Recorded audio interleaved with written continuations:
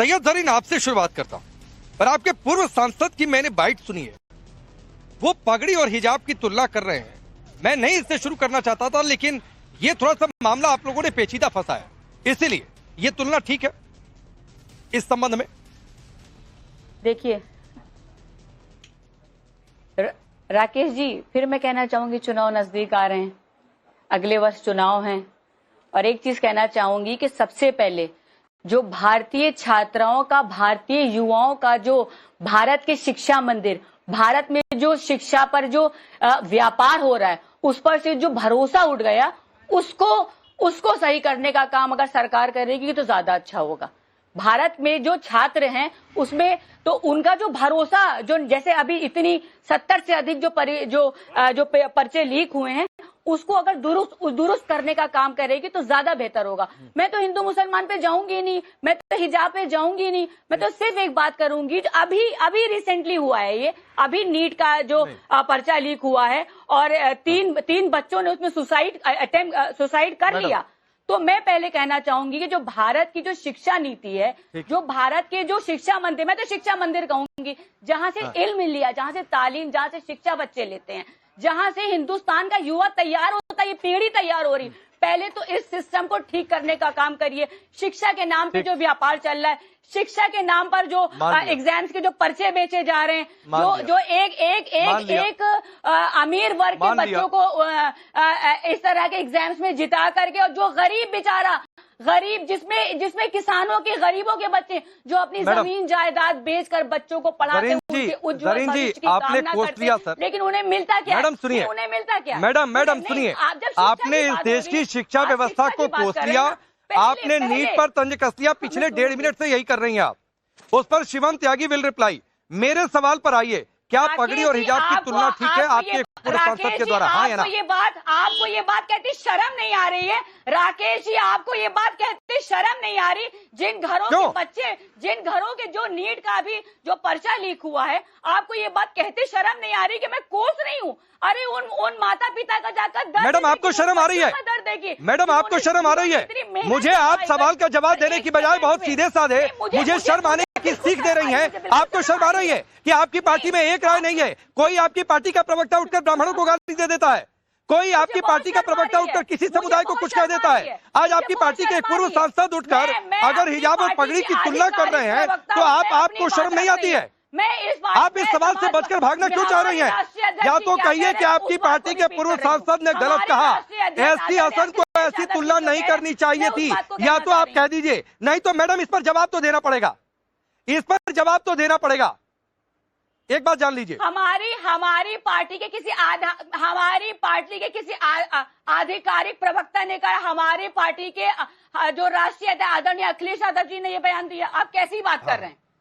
हम शिक्षा की जो शिक्षा की आपकी पार्टी के सारे बयान आपके राष्ट्रीय अध्यक्ष ही देते हैं? मैडम एक बात बताइए, आपकी पार्टी के सारे बयान क्या आपके राष्ट्रीय अध्यक्ष ही देते हैं? अलग अलग चैनलों पर डिबेट में क्या राष्ट्रीय अध्यक्ष बैठने जाते हैं? प्रवक्ता किस लिए होते हैं?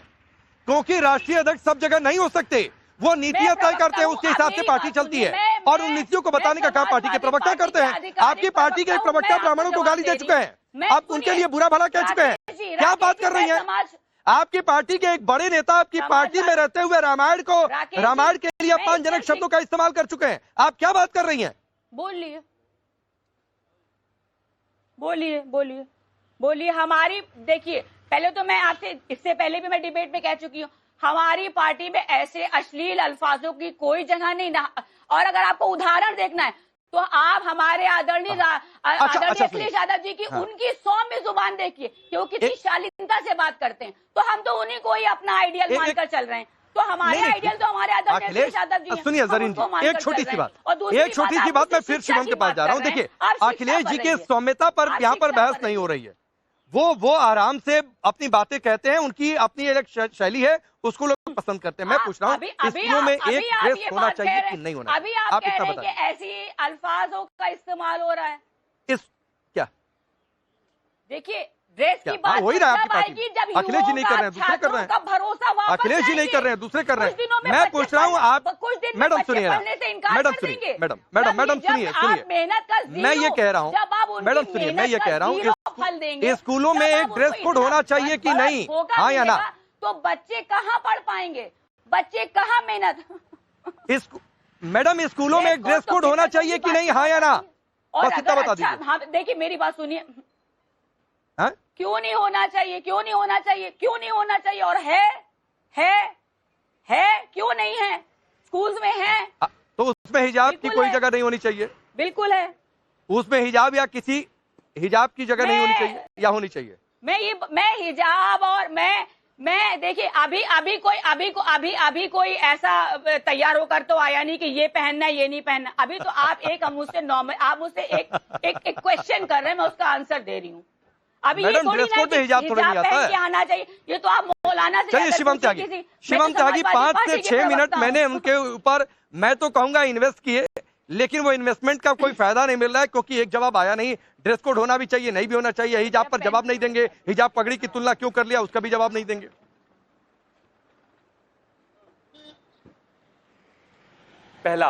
सबसे पहले मैं एक चीज मानता हूं कि किसी भी शिक्षा के मंदिर में, स्कूल में, कॉलेज में, यूनिवर्सिटी में एक ड्रेस कोड होना ही चाहिए। आप जब वहां पर जाते हो कि तो जाति धर्म भेद सब कुछ छोड़कर सब बच्चे एक ही जैसे, एक ही तरह से, एक ही तरह की वेशभूषा में बैठकर जो है वहां पर शिक्षा ग्रहण करें। इसके बनाने के पीछे आधार ही ये है कि किसी का भी सामाजिक आर्थिक जो बैकग्राउंड है उसके रिफ्लेक्शन कहीं भी उसकी पढ़ाई पर, उसकी चीजों पर नहीं पढ़नी चाहिए, ताकि सब समान रूप से पढ़ें और पढ़ाए जाए। मुझे लगता है कि ये चीज सबके लिए बेहद अनिवार्य है और बिल्कुल उसी तरीके से कहा गया है राज्यपाल उत्तर प्रदेश के द्वारा, के महामहिम के द्वारा, कि यहां इन सभी संस्थानों में जो है ये होना चाहिए। लेकिन हिजाब अपने आप में एक परेशानी है भाई। 2022 में जो कानून हमने कर्नाटक में बनाया था उसको आकर कांग्रेस की सरकार ने अभी कर्नाटक में पलट दिया है और उन्होंने कहा है कि हिजाब जो है फिर से स्कूल में होना चाहिए। आप शिक्षा ग्रहण करने आ रहे हो और हिजाब और पगड़ी की कोई बराबरी नहीं है। हिजाब में, पगड़ी में कुछ कवर नहीं हो रहा है, वो उनकी एक सांस्कृतिक पहचान है, एक धार्मिक पहचान है जो हमेशा से चली आ रही है और जो मैंडेटरी है और जो सब करते हैं। इसके परस्पर अगर आप दूसरा देखें, मैं तो कहता हूं कि पैगंबर मोहम्मद के जिनको सब मानते हैं, सब उनका सम्मान करते हैं, पूरा मुस्लिम धर्म उनको मानता है, उनके 37वें जो डिसेंडेंट्स हैं आप उनको देखिए, क्या वो हिजाब पहने हुए हैं? नहीं। क्या इस तरह की कोई प्रथा वहां पर फॉलो हो रही है? नहीं। तो मतलब जो डायरेक्ट डिसेंडेंट्स हैं वो इसको नहीं मान रहे हैं, लेकिन आप इस तरह की चीजें एक बच्चे पर थोपना चाहते हैं। बच्चे पढ़ने के लिए जा रहे हैं और कर किस लिए रहे? क्योंकि राजनीति करनी है, क्योंकि उत्तर प्रदेश में चुनाव है, क्योंकि मुसलमानों का वोट चाहिए। तो कहां से शुरू किया जाए? यहीं से शुरू कर दिया जाए। क्या करें? बच्चों के स्कूलों में ही राजनीति शुरू कर देते हैं। इस छोटी मानसिकता से उबरना चाहिए कहीं ना कहीं, और इस तरह की चीजें बिल्कुल बर्दाश्त नहीं की जाएंगी। और रही बात ड्रेस कोड की, ये होना चाहिए, है और होकर रहेगा। इसमें किसी तरह का लाग लपेट किसी को नहीं करना चाहिए। सब बच्चों के लिए शिक्षा है। जब आप स्कूल में जाते हो वहां सबसे पहले शिक्षा है, उसी के लिए वहां पर आप जा रहे हो। वो कोई फैंसी ड्रेस कंपटीशन का विषय है ही नहीं। वो सब एक जैसे दिखे और सब शिक्षा ग्रहण करें। मेरा नाम चेंज करवा दिए, मेरा नाम सैयद जरीन है, आप नाम चेंज करा दीजिए प्लीज। मेरा नाम भाई, हाँ ठीक है, ठीक है, सैयद जरीन लिखिए भाई, ठीक है। हाँ नहीं बोल दिया जरीन जी, बोल दिया।